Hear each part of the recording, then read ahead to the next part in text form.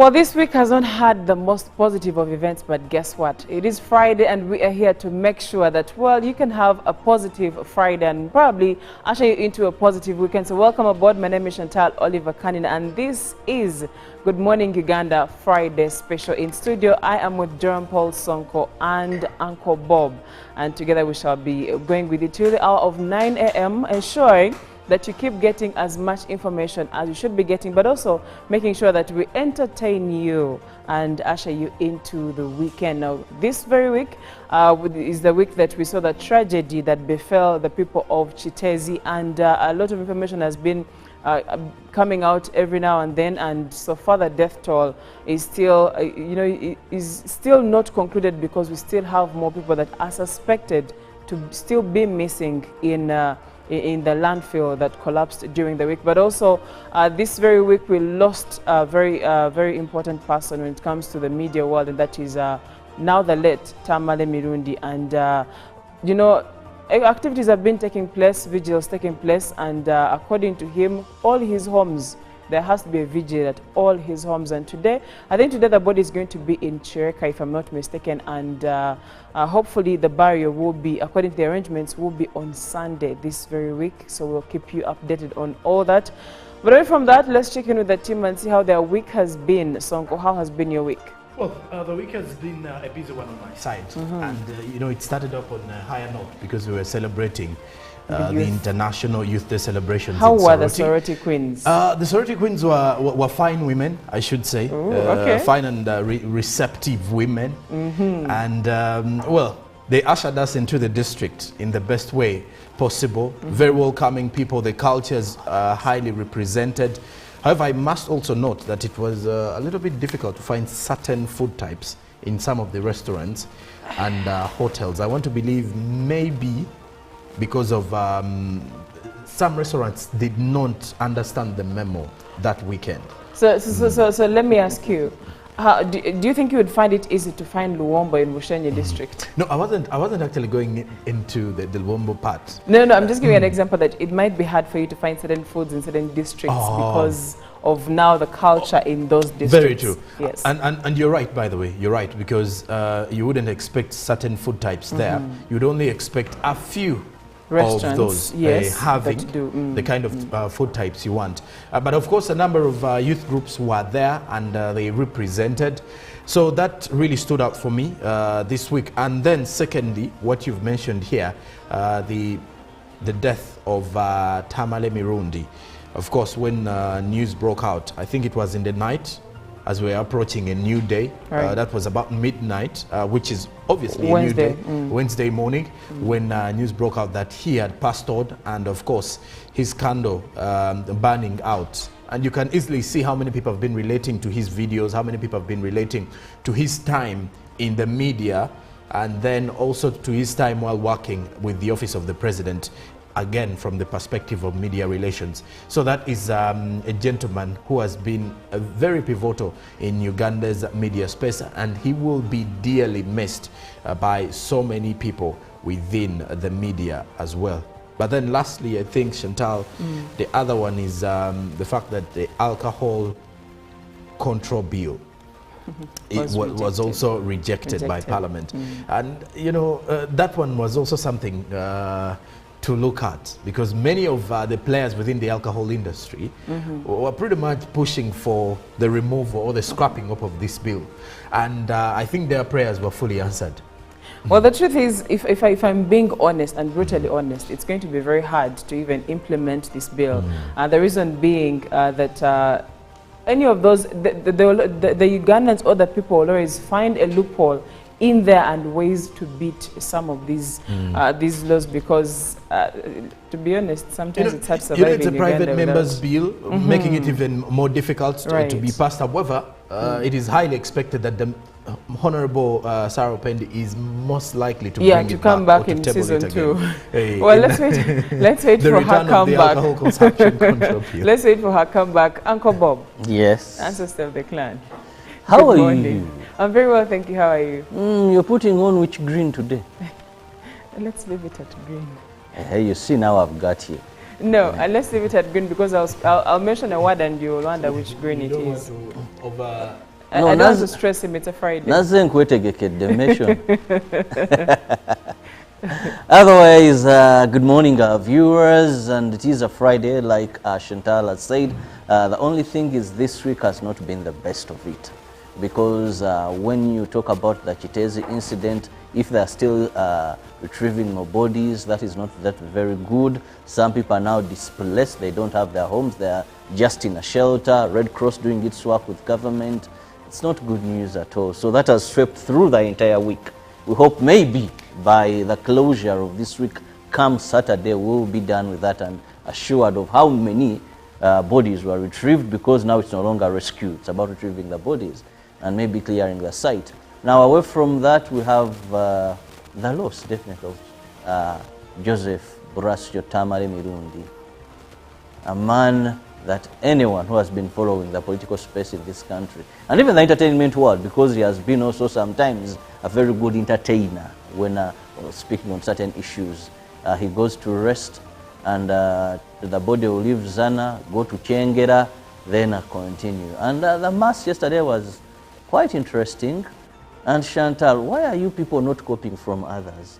I saw the late widows come in front in the church, all of them very disciplined, very organized. I can assure you what speaking, you saw. The other speaking. What you saw is what was on camera. But the drama in there, you don't want to know.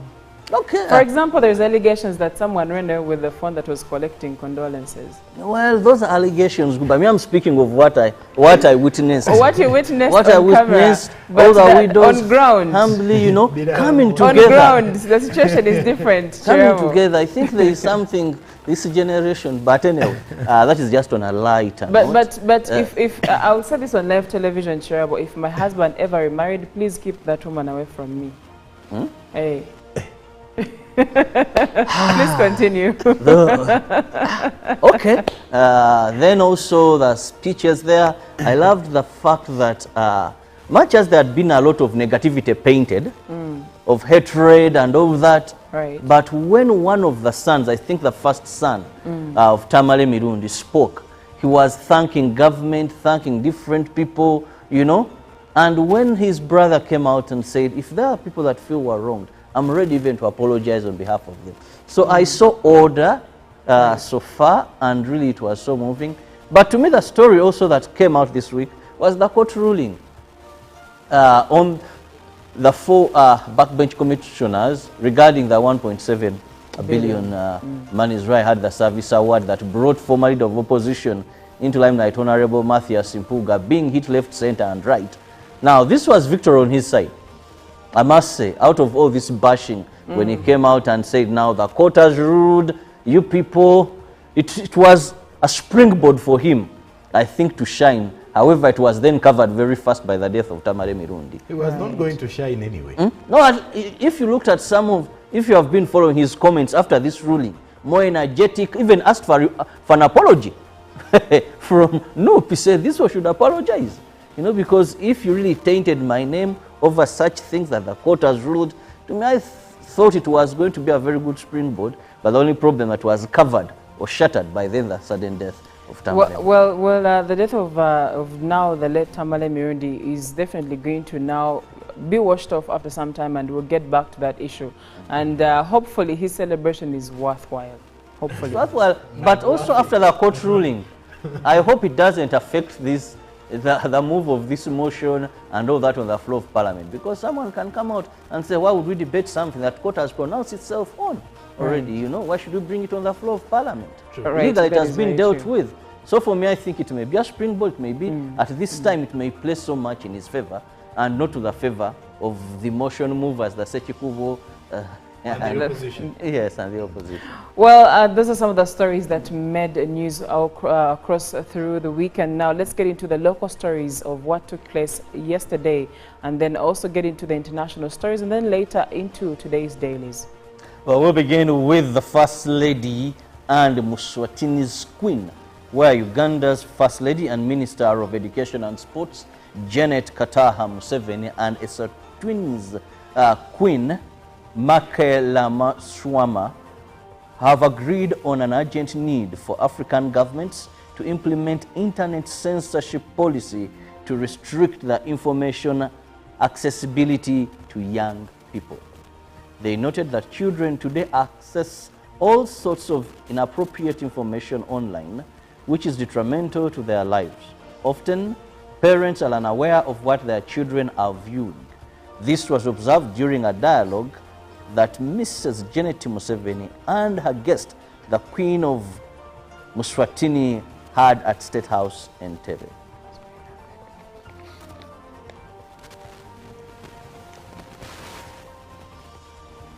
And moving on, Uganda Police Force and other agencies continue the operation to retrieve bodies believed to be buried underground at Chitezi landfill. So far, 23 bodies have been claimed by relatives, including that of Abdul Nasil, who had been reported missing in 2022. According to Patrick Onyango, the KMP spokesperson, 7 bodies remain unclaimed.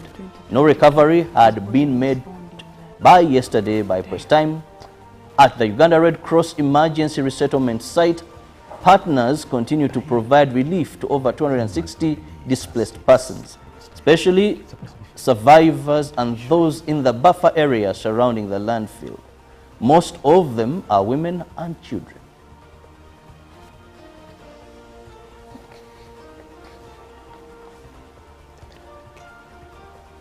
And now we move to Parliament, where the State Minister for Internal Affairs, David Muhoozi, assured members of Parliamentary Committee on Defence that the validity of national identity cards has been extended for 1 year and that the upcoming mass registration exercise will be carried out effectively. Appearing before the committee alongside officials from the National Identification Registration Authority, NIRA, Muhoozi explained that the extension was necessary to ensure continued service delivery. The chairperson Defence Committee, Wilson Kajewanye, said that it's not the first time that NIRA sets deadlines for the exercise and expressed hope that this time they will stick to that date. He said the minister told the committee that he had written a statutory instrument requesting for other extension of the validity of the national identity cards. Some members of parliament expressed the need for NIRA to do this mass enrollment digitally, while others expressed dissatisfaction with the NIRA changing deadlines for the mass enrollment, misleading their voters. And finally, on the local scene, the government has commended the services of the late Joseph Tamale Mirundi, a veteran and political journalist who pledged all his role and life to support Uganda. The government said they will cater for all burial arrangements. The message was read out by the Minister of Kampala, Misa Kabanda, who was the chief mourner at the Requiem Mass for the late Tamale Mirundi, on behalf of the Minister for Presidency, Babirie Mili, at St. Javira Catholic Parish, Bunamwaya, situated in Machindye, Sabagabo, Wachiso District. Relatives, in-laws, friends and supporters of the fallen veteran journalist Tamale Mirundi Sr. gathered at St. Javira Catholic Parish yesterday morning to dedicate the late to the Creator to have mercy on him. At the day's prayer service, the main celebrant, also the parish priest of St. Javira Catholic Parish, Reverend Father Francis Semuju, urged the congregation to keep on praying for the late.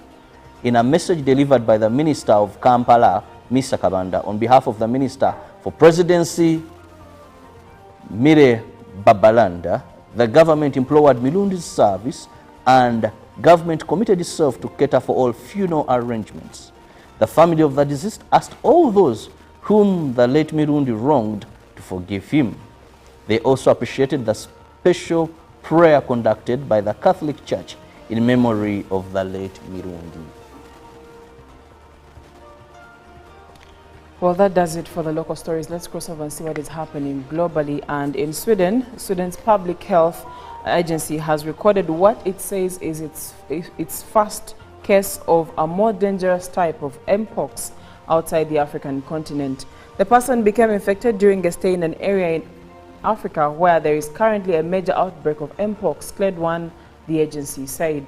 The news comes just hours after the World Health Organization declared the outbreak of Mpox in parts of Africa was now a public health emergency of international concern.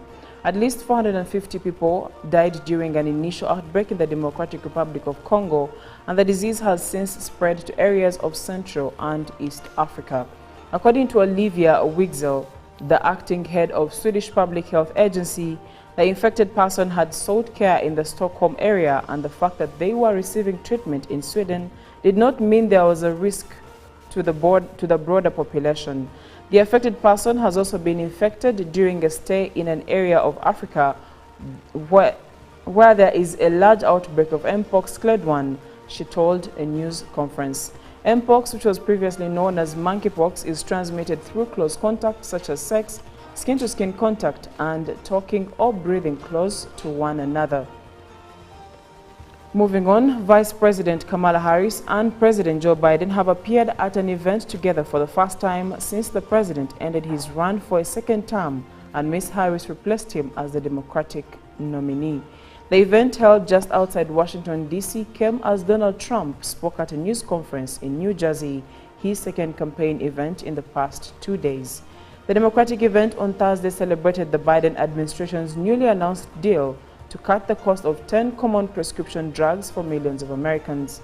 It also offered a glimpse of the pair's dynamic weeks into a realignment of the party ticket.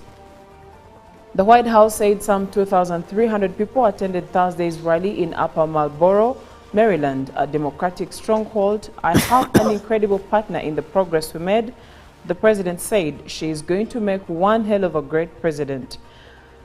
But more than the policy announcement, Mr. Biden boosted his vice president. He brought the crowd to their feet multiple times. And lastly, authorities in the Kenyan city of Eldoret have removed the statues of 3 athletes after they were widely ridiculed and described as embarrassing and a poorly done joke. The statues were unveiled ahead of Thursday's ceremony, giving Eldoret city status. However, local residents and Kenyans online say they bore little resemblance to the athletes they allegedly represent. Eldoret is known as the home of champions, as it is at the center of the Rift Valley, where most of Kenya's world-beating athletes come from. The statues were removed overnight before President William Ruto officially designated Eldoret a city. The town this week unveiled several artistic works, including 3 statues of athletes and other monuments such as a maize cob and a milk fountain. They were supposed to represent the area's sports and agriculture heritage and were erected at various strategic roundabouts in the town. But the artworks immediately drew widespread criticism, becoming objects of ridicule rather than the pride they were supposed to elicit. And that leads us to the end of our international stories. Let's now get to our dailies this morning, both in Uganda and across East Africa. According to the New Vision, government is pushing to regulate churches and mosques. In that report, you can find details by the New Vision, which is bringing you a policy to curb extortion, manipulation of believers. That and more is what the government seeks to identify in this new policy. Now, Chitezi Buffer Zone, over 100 households are set to be relocated as NERA extends validity of national IDs by 1 year. Now, read about Tamale Mirundi and his last words as well, as President Museveni passes out 290 commandos in the New Vision today. Now, the bit, are sugar mummies wooing young musicians? Interesting report.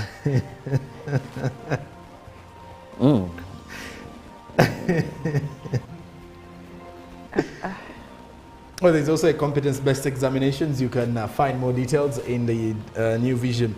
Now, elsewhere, the Daily Nation is highlighting DPP 6 arrest warranty for suspect in Equity East as court blocks state from implementing new higher road maintenance levy. Then there's a shutdown, as shutdown is looming in schools and universities as pay strikes.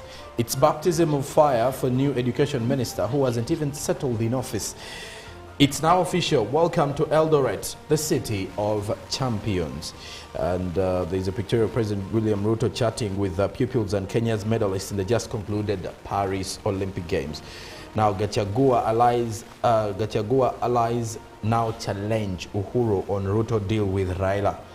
Then in the scandal, taxpayers lose 8.2 million Kenyan shillings daily due to stoppage of works at Mwache Dam. That is with the Daily Nation. Now, lastly, from our press review is the Citizen newspaper. What Samir's cabinet shakeup means for legal and the health sectors. Then TCB targets SME growth with Bunge partnership. Then content creators with 5,000 plus followers eligible for Facebook payments in Tanzania. Interesting report. Now, parties express hope as government sets civic polls debt. That does it for our press review this morning. Well, being a Friday, we do have a number of guests lined up, and we're going to be having a conversation with an author this morning, but also we have some entertainment coming in from a saxophonist.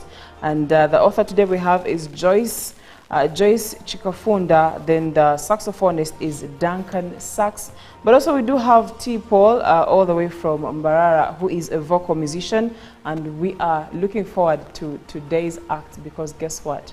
You'll definitely get away from the stress of the week. But for now, we do have our song of the day, and that is Pato Ranking, So Different. And then when we come back, the discussion when it comes to authoring and everything you need to know about it. Good morning. Live from UPC Studios in Kampala, this is Good Morning Uganda.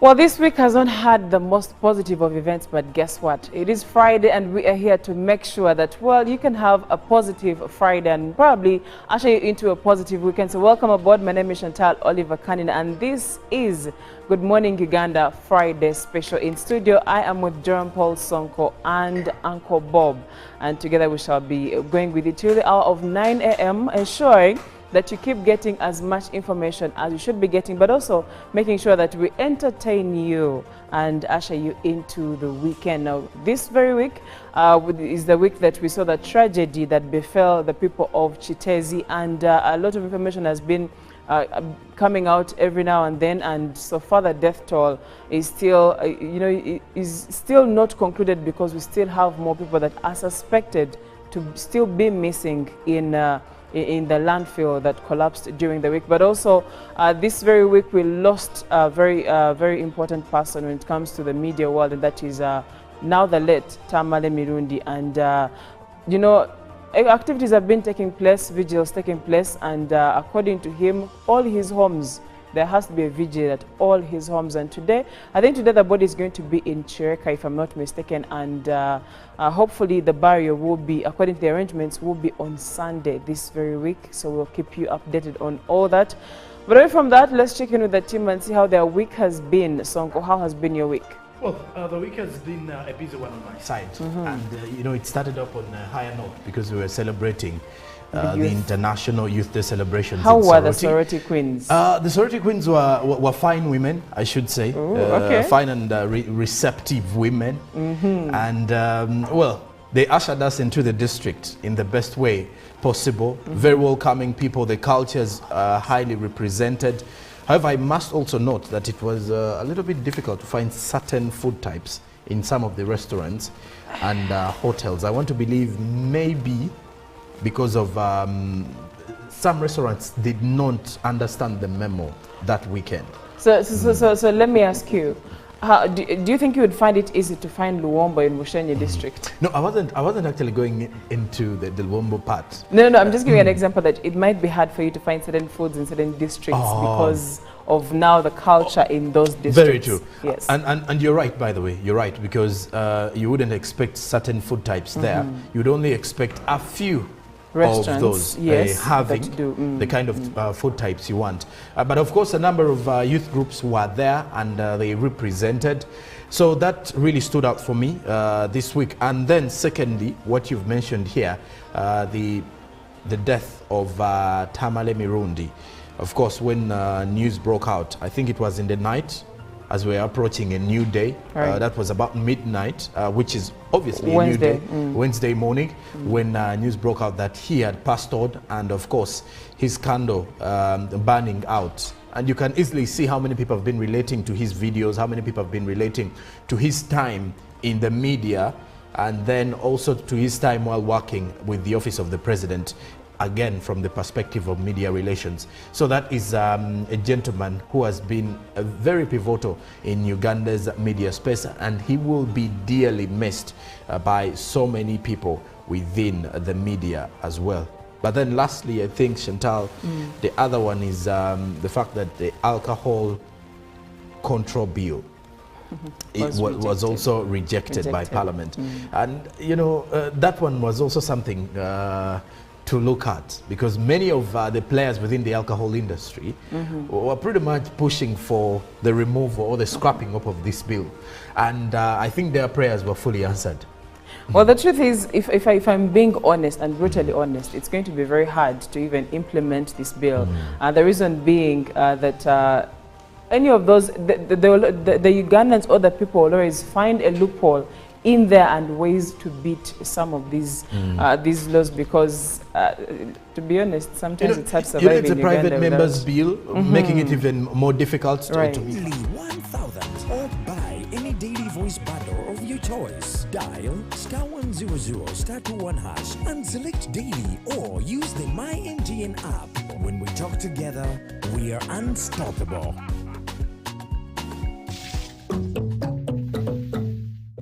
Abantu batori nywena Nyati Motion Pictures ebaletire filmu erukuoleka ebyafaayo bya Toro kuruka hamukama wa Tora yabandize Kaboyo Kasusunkwanzi.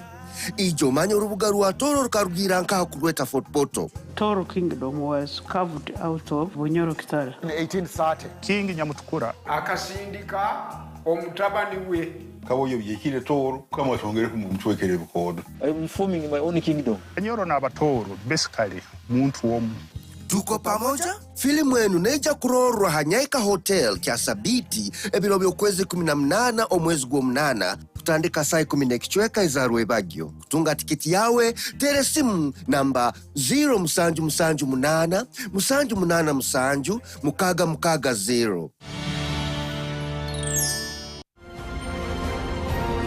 Live from UBC Studios in Kampala, this is Good Morning Uganda. Well, our Fridays are always filled up with entertainment, and here we are. Good Morning Uganda Friday edition. To you, our viewer, it's now time to feel the saxophone, because we do have a saxophonist. I have this name right this time around. That was a term that normally brought me issues in terms of pronunciations.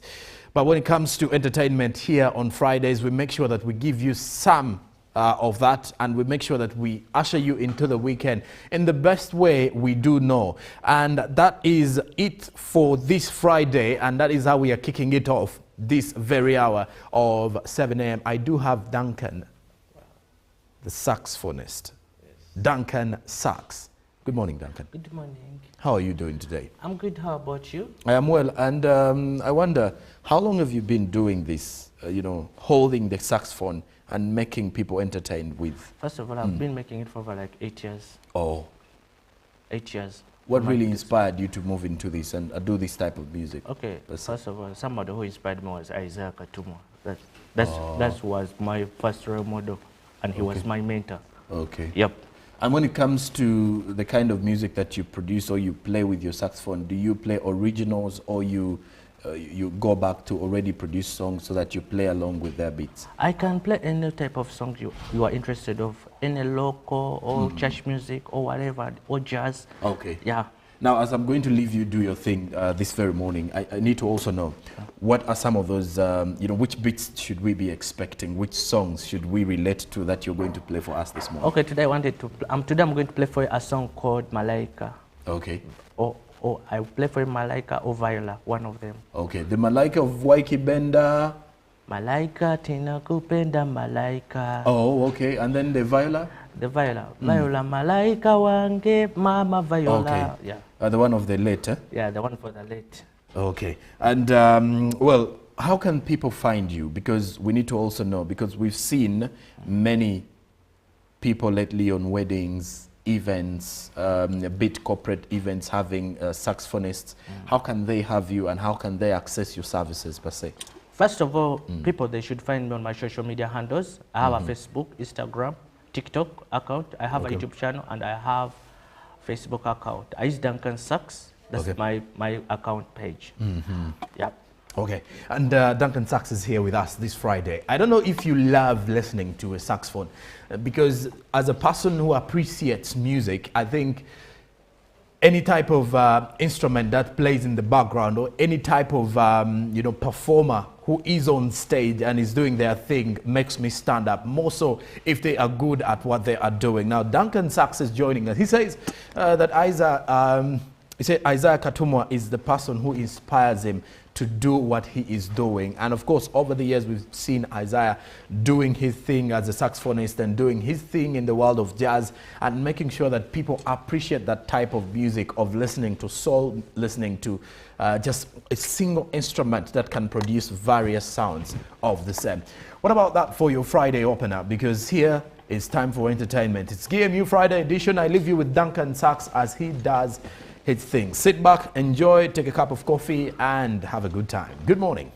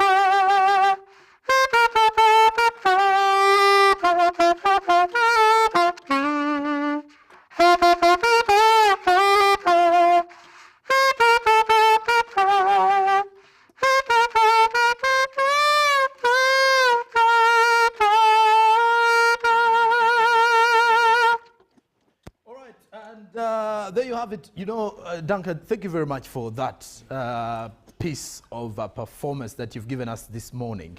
I just want you to help me and share your contacts with a viewer who would wish to have you on his event, or let's say perform on a corporate gig or something like that. How can they find you?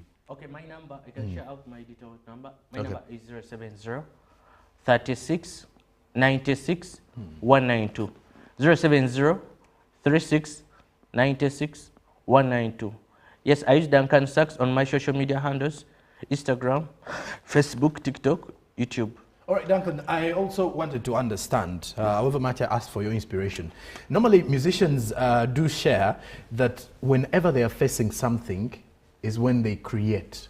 If they are, you know, they are having problems or something like that, or when they are free, they choose to find solace or kind of heal their depression and mental health through writing something. Now, whenever you're bored back home, do you play the sax or you do other activities besides that? Okay, this is my permanent job, first of all. Okay.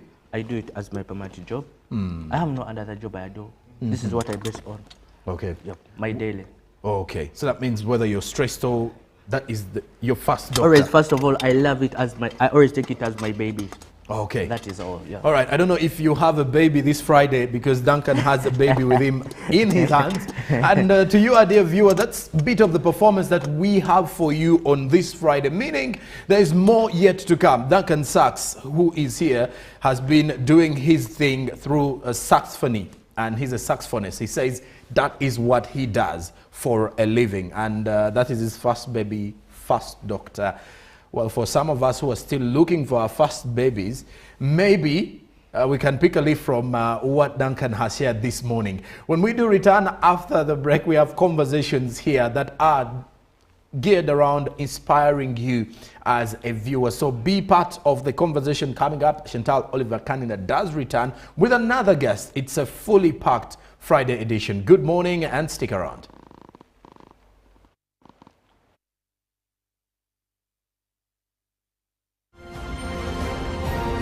Live from UBC Studios in Kampala, this is Good Morning Uganda. Pick of the day on UBC. One-on-one with Michael Jordan Lukomwa. A weekly face-to-face conversation focusing on accountability, inspiration,